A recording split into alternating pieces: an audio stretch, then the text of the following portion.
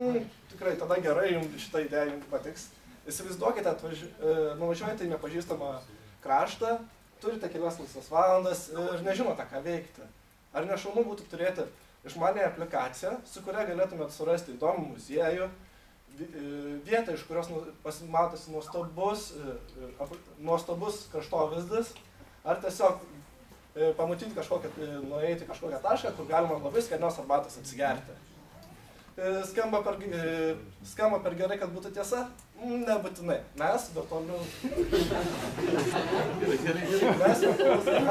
gidas, komanda norime sukurti aplikaciją, kurią žemėlapyje galėtume rasti visus šios taškus. Tai ir kartu rasti tų taškų istoriją, kažkokias faktus apie tas vietas, taip pat prisidėti prie informacijos kaupimo, tai būtent įdėti kažkokią savo žinomą legendą ar kažką tai tokio.